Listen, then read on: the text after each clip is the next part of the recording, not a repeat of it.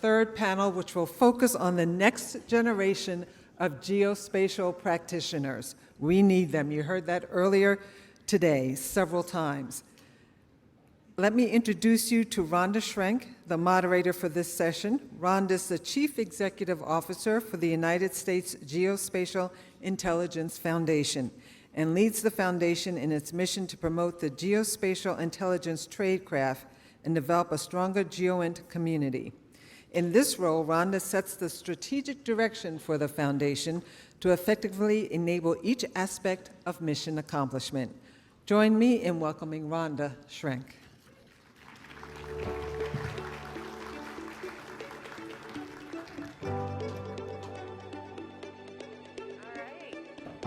Welcome back from lunch. This is the best time slot of the day, right? We considered doing a little bit of calisthenics to start our panels, some burpees. We were going to pump in some music. But you guys look like you're pretty awake, so we're going to go with that. Going to sit down and join my esteemed colleagues. Thank you to St. Louis University and thank you to NGA for hosting these important conversations. The entirety of the morning blew me away. And what that means is it's a little bit of a wild card, and I'm going to share that with you at the same time as the panel as to what I'm going to say, because I was so excited about the conversation. So we might evolve a little bit. Don't be afraid about what we're going to talk about today. So a little bit about me. I grew up in the state of Maryland, and I always wanted to work for the federal government because that's what we do in the DC area. And I learned languages. I did not do drugs because I wanted to have a clearance one day. Yeah, no drugs. And I was interested in other cultures. I thought I was going to be a SIGINTer. Well, that didn't happen. Thankfully, I was recruited by one of the predecessors to NGA and became a GeoInter.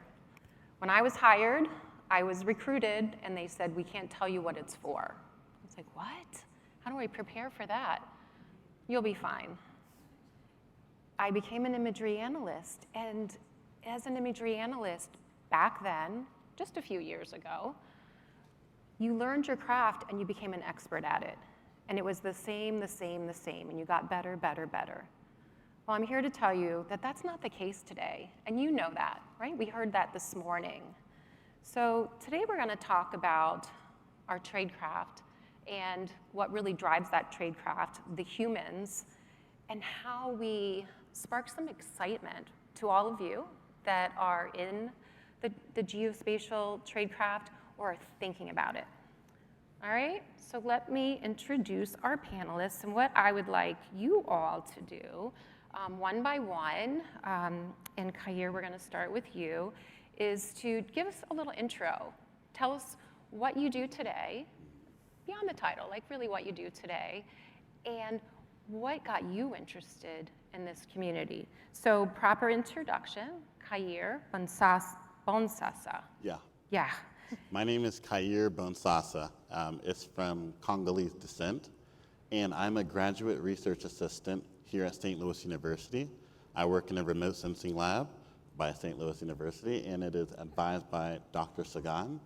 And I conduct research. I am using ground-penetrating radar to assess the feasibility to phenotype crops. I graduated with a political science degree from Harrisville State University just about 2 years ago, 1 year ago. But now what got me into geospatial was the introduction to GIS at Harrisville State University. I'm very thankful to my alma mater. We were able to tie geospatial into social sciences. We were assessing the correlation between tree canopy and educational attainment and household income in different areas of the St. Louis city. And we contrasted that with the county of St. Louis. Yeah. Perfect, thank you. All right, next up, not a stranger to the USGIF, SLU NGA stage, Marlie Mollett. Marlie. Hi, yes, my name's Marlie. I am recently graduated from the University of Missouri in St. Louis, or UMSL. I graduated with a degree in astrophysics, and I recently started my career at NGA, or the National Geospatial Intelligence Agency, and I am a geodetic earth scientist in the Office of Geomatics there. So I would kind of say I didn't necessarily find the geospatial world kind of found me through some mentors that are very dear to me, and specifically one NGA mentor and my academic advisor formulated a plan to bring some unclassified research to UMSL where I wouldn't have to get a security clearance. And so during my undergrad, I actually performed some unclassified research on a project called the AI Gravity Project, where we predict gravity anomalies using artificial intelligence and machine learning for areas in the world where we cannot collect the data. And I worked on that for 2 years through a CRADA agreement, and then moved on to applying to an internship at NGA, which was encouraged by my mentors, and then that led into a full-time position last December. So that is where I am right now. All right, two very different paths. Next up, Ashley Poling. Good afternoon, everyone. I'm Ashley Poling. Right now, I am the Quality Assurance Manager at a local geospatial solutions company called T-Kartor USA. I really got my start in geospatial not knowing at the time, but growing up, I was very into weather, and I would kind of mimic my weatherman, my local weatherman, pointing the directions of the cold front in front of the TV. So that kind of created that first kind of geospatial awareness of where you are in relation to your location. So I graduated in 2008 from Valparaiso University with a degree in geoscience, kind of incorporating the meteorology, geography, geology aspects of the earth sciences. Shortly after graduation, I got a job at a small mapping company in Middle Tennessee. I spent 8 years there, got a really good depth of knowledge there. Now I was at a point in my life where I wanted to be closer to family because I'm born and raised in the Midwest. So I moved not back to St. Louis, I'm from Indiana. So I moved to St. Louis to be closer to family. And for the past 7 years, I've been with T-Kartor USA. And starting as a geospatial analyst, moving my way up to quality assurance. We've spent a lot of time in the actual raw data in support of NGA. Fantastic. Let's give her a round of applause. All right. Last but definitely not least, my longtime friend and colleague, Theetta Williams. Good afternoon. I have a little bit of a different story getting started in this profession. I actually, about almost 28, 29 years ago, coming out of college, I was a social sciences major, English major actually, liberal arts, and I really did not know what I wanted to do, except I knew I needed to get a job. And so I came across a job with big DOD through the Department of Navy Civilian Personnel Management, starting off at an entry level. I still didn't know what I wanted to do, but I made the best of it. And it was through mentoring and networking and putting my best foot forward that one of my mentors recommended me to then the director of HR at the Defense Mapping Agency, which no longer exists, but is a precursor of one of 8 that made up the National Imagery and Mapping Agency and is now the National Geospatial Intelligence Agency. Through a variety of assignments, I came to grow, learn, and love human resources. And as a result, when I had my first interview with the DMA director, Betty Welch, then she said, "What's your goal in the future?" And I said, "I want to be you. I want to be the director of HR." And I said that just to impress her so I could get the job. But lo and behold, 2 years ago, I was selected to be the Director of Human Development for the National Geospatial Intelligence Agency, and I currently serve in that role. And it is absolutely phenomenal. It is a great job to have because I am looking at, hopefully, NGA's future, and that I will see many of interested applications coming our way to be a part of the NGA family and grow and learn in your respective careers. So I appreciate the time today, Rhonda, to be able to talk with my esteemed colleagues about what it means to work in this world, in this geospatial world. All right. So I saw a couple of different themes. And yeah, I told you my Maryland story. I know we're not in Maryland on purpose because this is a geospatial town here. And I hope that people younger than any of us, right, because we're all young, at least at heart, in this area are growing up dreaming geospatial, right? Thinking about how they want to be a part of this community, how they can network, how they can get an internship, and not sort of fall into it. I definitely fell into it, and I thank my lucky stars. So now we're going to start on the opposite side. Be thinking of your questions. Please use the app to let us know what you're curious about. Meanwhile, I'm going to continue to help you to get to know our panel. So Vieta, I'm going to come back to you. We've got a lot of students here in the audience. What is your thought on the future of geospatial work? And can you talk to us about, from an HR perspective, hiring trends, what's coming down the pipe? Sure. I would say, in a nutshell, where the geospatial careers are concerned, the world is your oyster. It is a growing trend and has been for several years, and has an annual growth throughout public and private sector of 19%. You can't really go to any company without them seeking after some type of GIS skill, ability to be able to understand the earth, understand where people are, and also coupled with that, understanding some of the automative tools and sciences that would just augment opportunity to be able to understand the world. And so, if in terms of that, I think it's important that you remember that not only in the government are we looking for talent as such. At NGA, we hired nearly 650 individuals this year alone for fiscal year 2023. That's one of the highest rates that we have had over the last 4 years. And what's also important is that for NGA, we typically and traditionally have hired from diverse educational and professional backgrounds. We have an accredited college that we take in entry-level analysts to come in. If you're applying to be an imagery analyst or a geospatial analyst, we have the 12 to 16-week mandatory course where we will teach you about being an analyst. We've hired people like English majors, history majors, geography majors, and then not to mention some of the harder sciences as well. Some of the trends that go with that is that we have to be a lot faster when it comes to geospatial intelligence. We have to leverage automation more so now than ever, and even more in the future.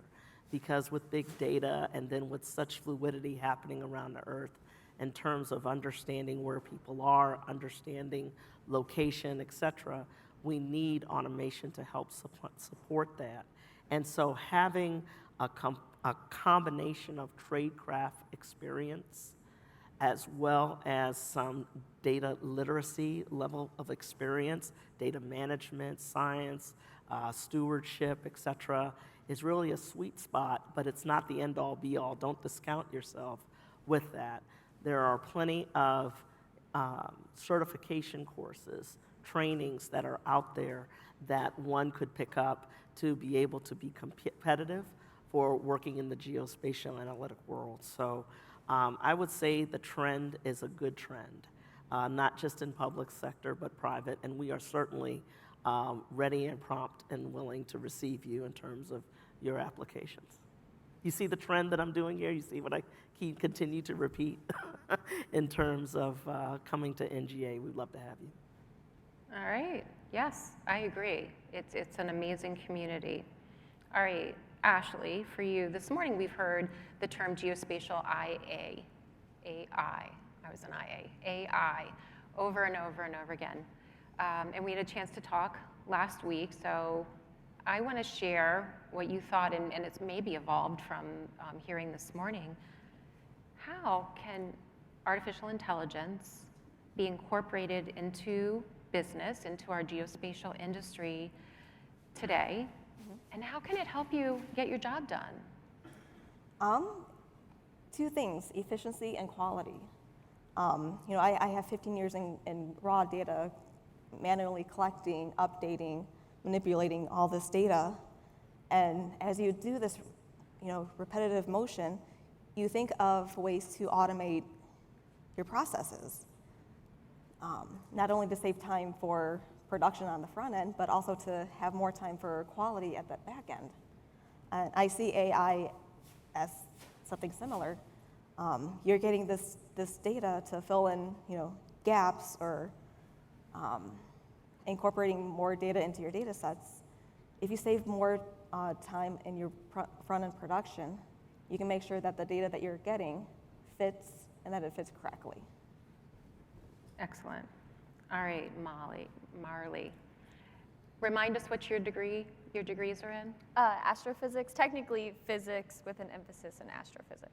Okay, so some people say hard STEM sciences. I say really hard STEM sciences. So tell us your thoughts about how hard STEM sciences contribute to geospatial and how we can win the hearts and minds of others like you in the hard STEM sciences to be a part of our geospatial community. Yeah, I really like this question because it is my flavor of geospatial, as I will call it. I work in the foundational sides, and what does that mean? To me, it means the ground truth products, the ones that are, your gravity models, your terrain models, your flood mapping models, your base products that NGA is one puts out and can go into our navigational systems. These very foundational products are very necessary to the geospatial analysis and routes that come farther down the line. And I don't think that it's as knowledgeable that those hard sciences are needed in the geospatial world. Again, it was not on my radar. It was only found through the networking and the connections that I found for my specific degree set. I didn't know I could be an asset, especially not an asset necessarily to national security. You know of NASA. Everyone knows of NASA. It's easy to talk about space. Space is cool. But I think what students and kids even nowadays don't realize is how much still has to be done here. How much has to be done to ensure safety of navigation and just to ensure climate change effects and really address all those large national security issues.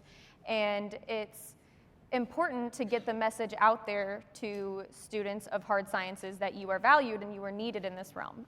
And one way I think we can do that is through collaborations with academia. It's through outreach all the way from the K through 12 level. It's specifically, I work on a project called the Geosciences and AI Application Lab, or Gaia Lab for short. So I mentor students like myself.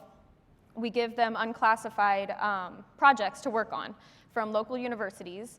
Right now it's UMSL and it's moving to SLU and Harris-Stowe as well. And we mentor them and guide their research. Well, what is all this doing? It's showing them a field that is, we specifically take physics and mathematics and computer science. So it's showing them a field and how their research could apply to NGA.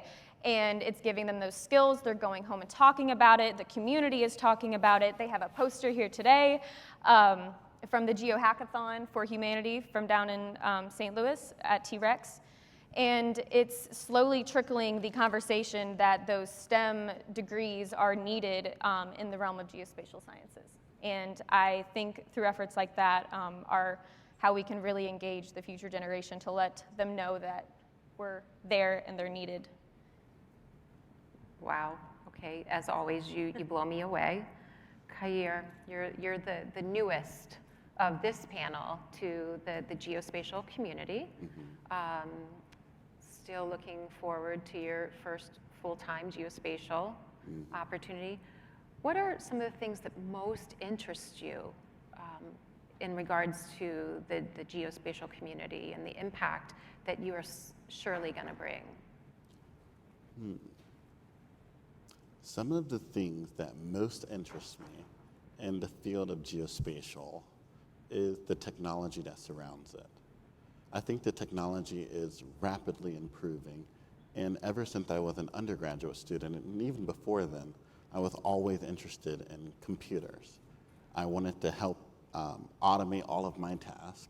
I wanted computers to download all the data I wanted, whether it was from YouTube or anything else. And now I'm starting to see artificial intelligence emerge in the geospatial sector as well as everything else. I'm also interested in cloud computing that will be here hopefully less than 10 years from now. And I think its ability to rapidly automate tasks that would take a human years or sometimes decades to do is really integral. As a political science major, some people always question, why am I in geospatial? Are they even related? Geospatial seems so STEM-based. And I feel that technology is in everything.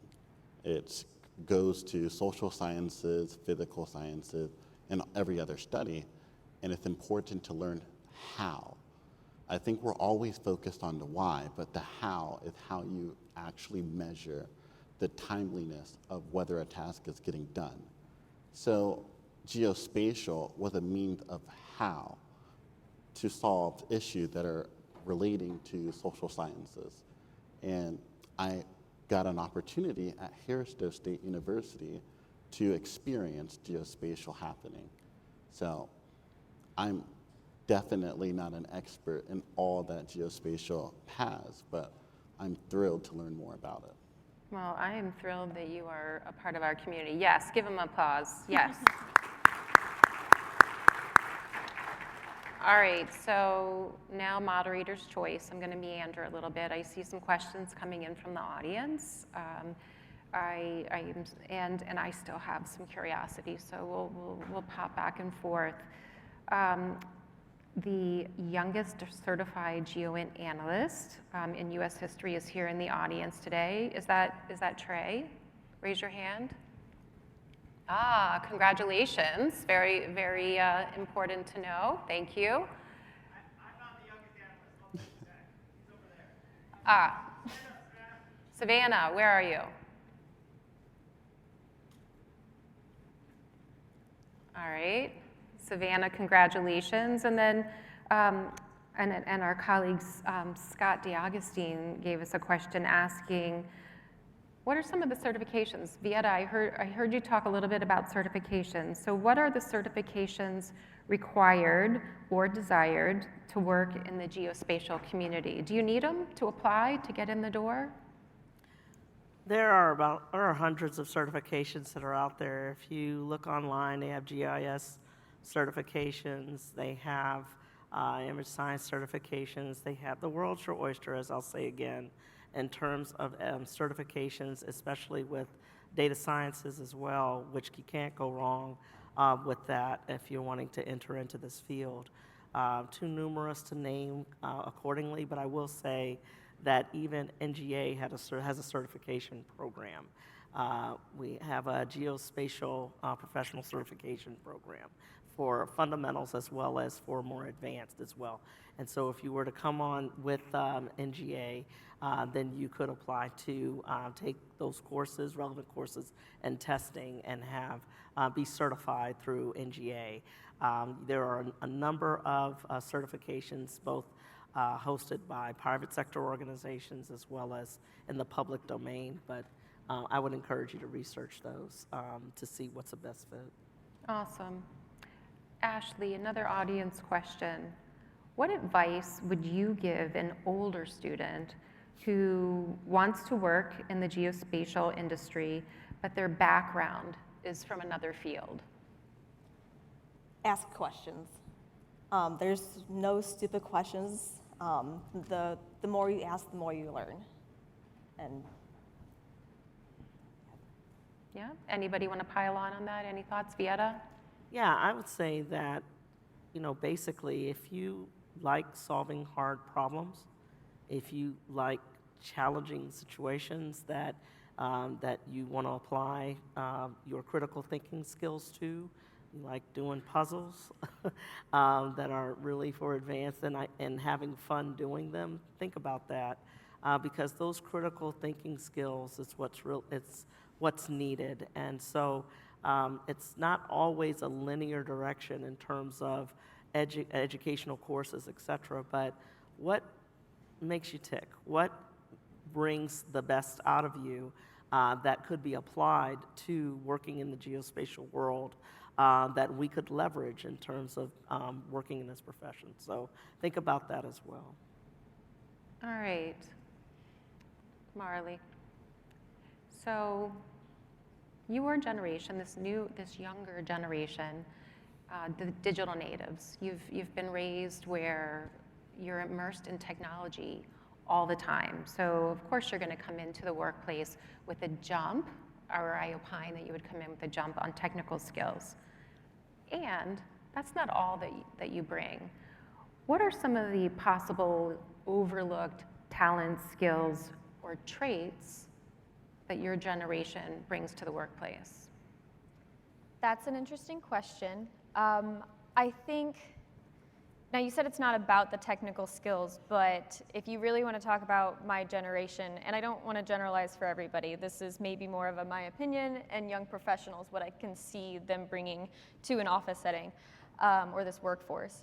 But I think our technical background has allowed us to be very adaptable, very okay with change, whether that was from the newest iPhone coming out, the newest app download, the newest game update. We are continually learning and evolving with that technology, and I think that transfers to all aspects of our skills and our values as well.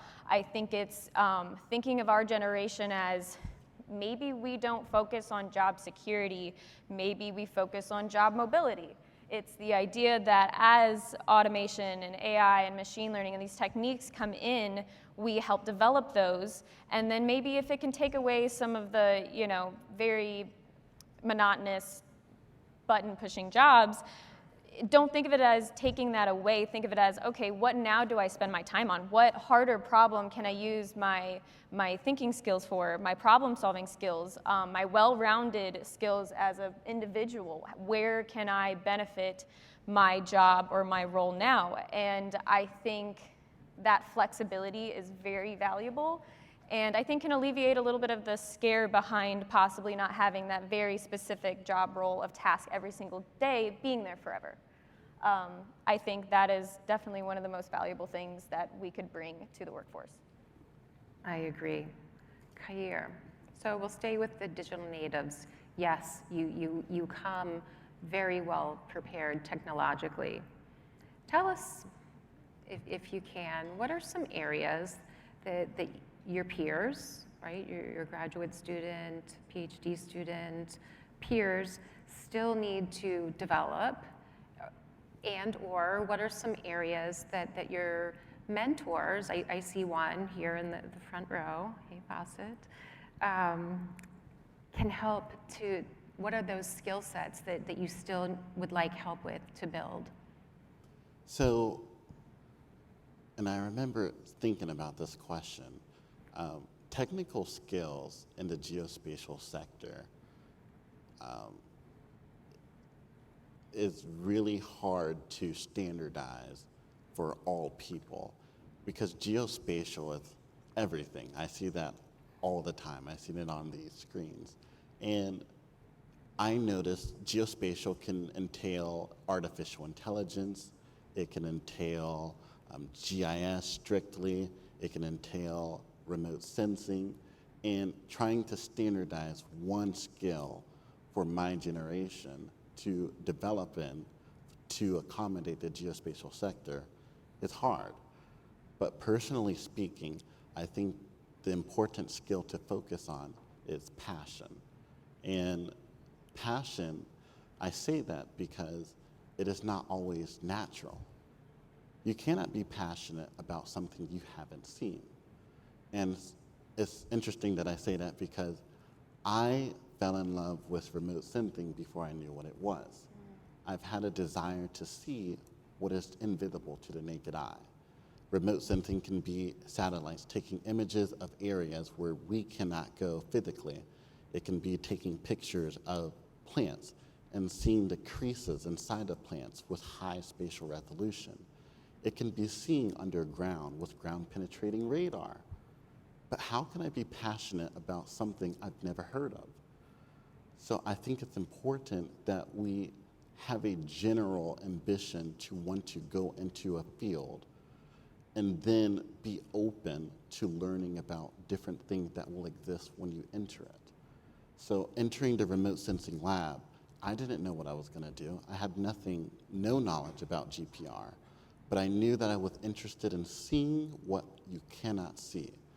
And I was able to continue and grow on the different technical skills that come with programming and other stuff as I continue to practice. So I think we just have to have more passion. Yes, thank you. Very well done. All right, Ashley and Vieta, I'd like you to consider this. A little bit my curiosity about the job front and how you feel about the job front with the incorporation of artificial intelligence, and also a similar from the audience, how will deep learning and artificial intelligence, how will it change what kind of geospatial jobs are available going forward? So either of you that wants to take a first stab. I can go more into like the technical aspect of it. I can see there being a shift from standard production to more of a quality control component of AI. It's been a common theme today. You need that human element to help train these machines to know what they're looking at. And with industry, you have this wealth of knowledge to help keeping that feedback going to really enhance these models. And as far as jobs, I was skeptical at first when AI started becoming a thing. Like, I don't want machines to take my job. But it's just going to be a transition, not only to help the quality of the model, but also the quality of the data that you get from the model. You still need to look at the data and see how you're going to incorporate it into your workflow. One analogy I have is meteorology. Weather models have gotten so advanced, but they're not taking away your forecaster's job. They still ingest that data and use their analysis to create your forecasts. So I think that's kind of like a tangent in how we can use that to maintain jobs for incorporating AI into the geospatial realm. I don't think I can add to a more perfect answer. I think that, there are some jobs that will exist that we don't have names for yet. It doesn't mean that the jobs that are in place today can't be augmented through automative advancements to allow the individuals that do that job to be able to do more of what's connected and needed from the human side that otherwise a computer could do on its own that we do today.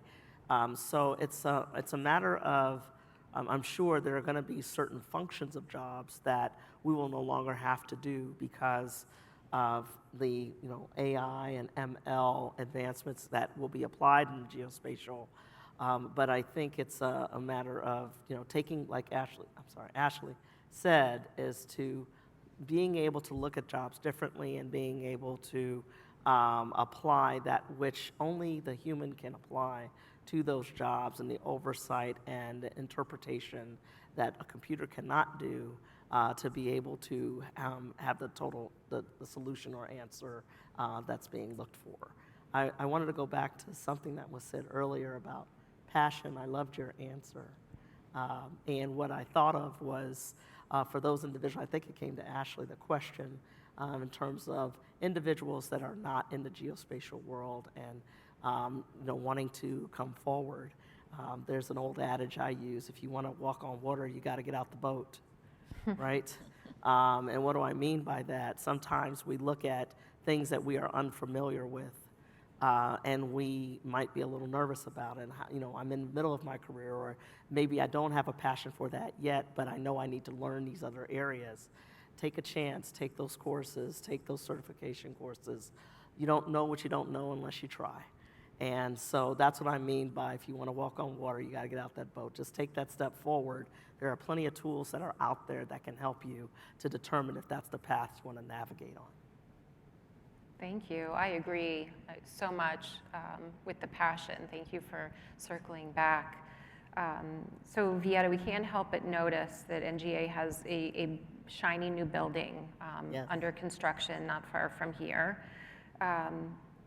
Will there be additional hiring to fill out that building that you can talk about? And are you casting a wider net to have a different footprint here in the St. Louis region than you've had in the past? Yes, so thanks for that, Rhonda. So we are very excited about N2W and a new building that's being built out and will be complete in 2026. We're still operational in St. Louis. We're still down on 2nd Street, and we have a location at Arnold. So we are taking those applications now, but we are hiring for those individuals that are traditionally what are we doing today, as well as those other technological advanced areas as well, STEM areas. As I stated, we have over 650 hires this year. 40% of those were for STEM backgrounds.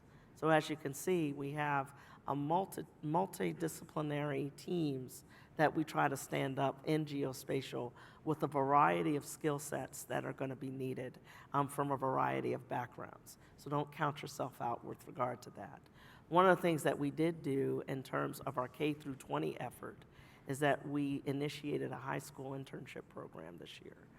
So we have enjoyed having a robust college internship program where we are having applications on an annual basis for summer internships for sophomore through senior. And with that, you could apply for scholarship as well, where your tuition could be paying a monthly stipend as well, up to $25,000 a year. And so that's for those scholarships that we have in place that we've gotten started. We had 11 selectees last year. For our high school intern program, we were able to recruit 38 students this year, both about 12 from the St. Louis area and the rest from the Washington Capital region, getting them started on projects that are familiar with geospatial intelligence, and then also helping faculty to understand the careers that exist within NGA and other geospatial fora as well. So we're excited about that. Now, some of the things that you might think about in terms of government service, it takes too long to get into government, right? That some of you might be thinking about that, right? Mm-hmm. One of the things that we have done at NGA, and we've been doing for the last year and a half, is we've been trying to reduce our timeline for application to EOD, entry on duty date. We had an average of about 2 days less than a year during that time frame that it would take for somebody to get hired with us. We are now a little over 6 months. It takes about, on average, a median of about 192 days. Now, you might think that's still a long time, but it is huge progress for us. And so we have made a lot of efforts in making sure we find more efficiencies, working with the applicants so that you can have a great journey trying to applying for us and getting on board with us and reducing that timeline, because we know that we have a lot of competitors that can do it faster, but we also have a lot of benefits in working for NGA as well, which we're showcasing, like not only our scholarship programs, but also for some of the flexible programs existing within NGA as well for all to enjoy. All right. All right, now we're going to do a speed round.